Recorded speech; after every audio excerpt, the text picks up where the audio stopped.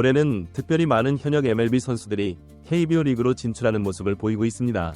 대표적으로 두산 베어스에 합류한 콜 어빈이 있고, 오늘 소개할 기아 타이거즈의 새로운 외국인 선수인 패트릭 위즈덤이 있습니다. 특히 위즈덤은 지난해 우승팀인 기아 타이거즈에 합류하게 되면서 기존 외국인 타자 소크라테스와의 교체가 이루어졌다는 점에서 많은 관심을 끌고 있습니다. 그렇다면 기아는 왜 소크라테스를 내보내고 위즈덤을 선택했을까요? 오늘은 패트릭 위즈덤이라는 선수에 대해 깊이 파헤쳐 보겠습니다. 패트릭 위즈덤, 그는 누구인가? 패트릭 위즈덤은 2012년 세인트루이스 카디널스의 1라운드 지명을 받으며 프로야구계에 입문한 선수입니다. 1991년생으로 현재 33세이며 MLB에 데뷔한 것은 2018년 세인트루이스에서였습니다. 이후 시카고 컵스로 트레이드되며 본격적으로 MLB에서 자리를 잡기 시작했죠. 2021년부터 2024년까지 꾸준히 MLB에서 뛰며 2021년 108경기, 2022년 134경기, 2023년 97경기, 2024년 75경기를 소화했습니다. 하지만 최근 몇 년간 출전 경기 수가 점차 줄어들고 있다는 점이 눈에 띕니다. 그렇다면 MLB에서 백업 역할만 하던 선수가 KBO로 온 것 아니냐? 라고 생각할 수 있지만 위즈덤의 성적을 보면 그렇게 단순한 선수가 아니라는 것을 알 수 있습니다. 그의 최근 4년간 성적을 살펴보면 2021년 타율 .231, OPS 823, 28홈런, 워 플러스 117, 2022년 타율 .272, OPS 725, 25홈런, 워 플러스 106, 2023년 타율 .252, OPS 789, 23홈런, 워 플러스 111, 2024년 타율 .171, OPS 629, 8홈런, 워 플러스 75, 2021년부터 2023년까지는 확실히 MLB에서 주전으로 뛸만한 성적을 기록했습니다. 특히 2021년과 2023년의 OPS와 홈런수는 KBO에서도 충분히 통할 만한 수치입니다. 2024년 성적이 떨어진 이유는 주로 출전 기회의 감소 때문으로 보입니다. 시카고 컵스의 1루와 3루 자리에 유망주들이 들어서면서 위즈덤의 출전 기회가 줄어들었고, 이로 인해 그의 성적도 하락한 것으로 분석됩니다. 하지만 그의 타구 속도나 배트 스피드 같은 물리적인 지표는 크게 떨어지지 않았기 때문에 안정적인 출전 기회만 보장된다면 다시 좋은 성적을 기록할 가능성이 높습니다. 위즈덤의 스타일과 장단점. 위즈덤은 전형적인 파워히터 스타일의 선수입니다. MLB 기준으로는 컨택 능력이 뛰어나다고 보기는 어렵지만 KBO에서는 충분히 통할 만한 타격 능력을 가지고 있습니다. 그의 가장 큰 장점은 강력한 파워입니다. 홈런의 질적인 측면에서도 타구 속도와 비거리가 모두 뛰어나며 수비에서도 나쁘지 않은 모습을 보여줍니다. 주로 1루와 3루를 맡았지만 기아에서는 1루 수비를 주로 볼 것으로 예상됩니다. 수비 능력은 MLB 기준에서는 평범하지만 KBO에서는 충분히 해낼 만한 수준입니다. 소크라테스와의 비교. 그렇다면 기아는 왜 소크라테스를 내보내고 위즈덤을 선택했을까요? 소크라테스는 지난 3년간 KBO에서 매우 안정적인 성적을 기록했습니다. 2022년 타율 .311, OPS 848, 2023년 타율 .285, OPS 807, 2024년 타율 .310, OPS .875를 기록하며 기아의 우승에 큰 기여를 했습니다.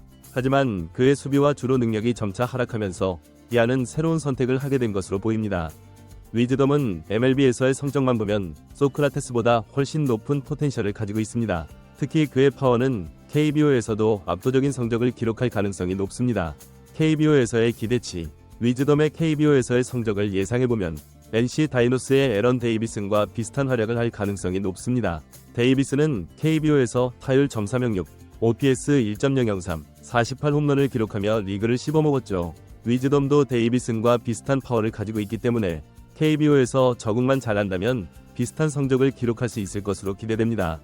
특히 KBO 투수들의 평균 구속이 MLB보다 낮기 때문에 위즈덤의 타구 속도와 파워는 더욱 빛을 발할 것으로 보입니다.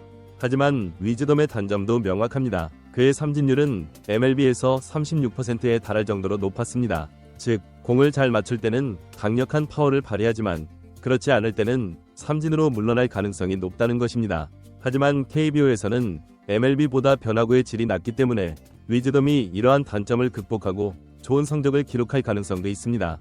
결론, 기아의 선택은 옳았을까? 기아 타이거즈는 소크라테스라는 확실한 성과를 내던 선수를 내보내고 패트릭 위즈덤이라는 새로운 선택을 했습니다. 이 선택은 분명히 리스크가 따르지만 위즈덤의 높은 포텐셜을 생각하면 충분히 합리적인 결정이라고 볼 수 있습니다. 위즈덤이 KBO에서 적응만 잘한다면 기아는 또 한 번 강력한 타선을 구축할 수 있을 것입니다.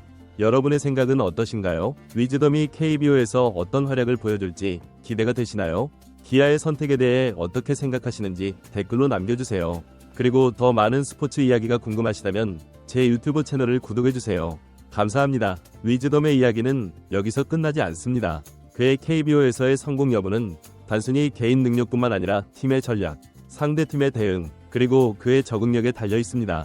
이제 좀 더 깊이 들어가서 위즈덤이 KBO에서 성공하기 위해 어떤 요소들이 중요한지, 그리고 기아 타이거즈가 그를 어떻게 활용할지에 대해 이야기해 보겠습니다.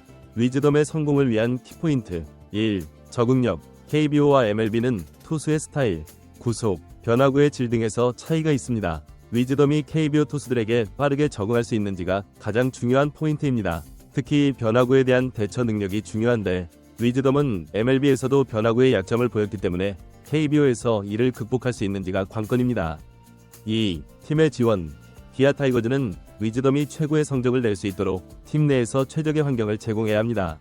타순 배치, 수비 위치, 그리고 그가 편안하게 경기에 집중할 수 있는 분위기 조성 등이 중요합니다. 특히 기아의 타선이 위즈덤을 어떻게 활용할지가 큰 변수가 될 것입니다. 3. 상대팀의 대응.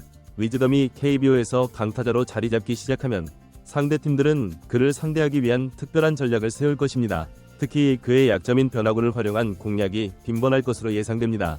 위즈덤이 이러한 대응에 어떻게 적응해 나갈지도 주목할 만한 부분입니다.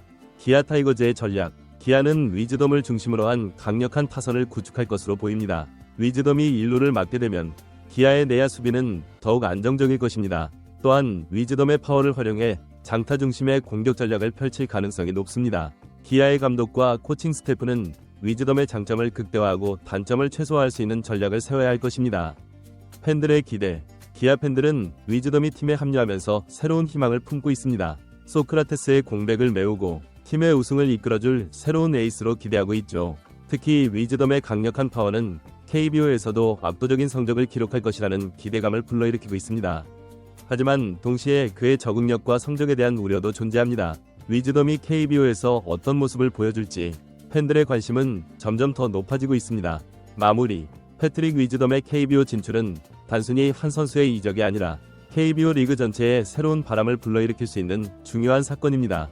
그의 성공 여부는 KBO의 수준을 한 단계 끌어올릴 수도 있고, 반대로 실패한다면 외국인 선수 영입 전략에 대한 재고를 불러일으킬 수도 있습니다. 기아 타이거즈의 선택이 옳았는지, 위즈덤이 KBO에서 어떤 활약을 보여줄지 지켜보는 것만이 답입니다. 여러분도 위즈덤의 활약을 지켜보시면서 KBO의 새로운 역사를 함께 만들어 가시길 바랍니다. 그리고 더 많은 스포츠 이야기와 분석이 궁금하시다면 제 유튜브 채널을 구독해주세요. 앞으로도 더 흥미로운 소식으로 찾아뵙겠습니다. 감사합니다.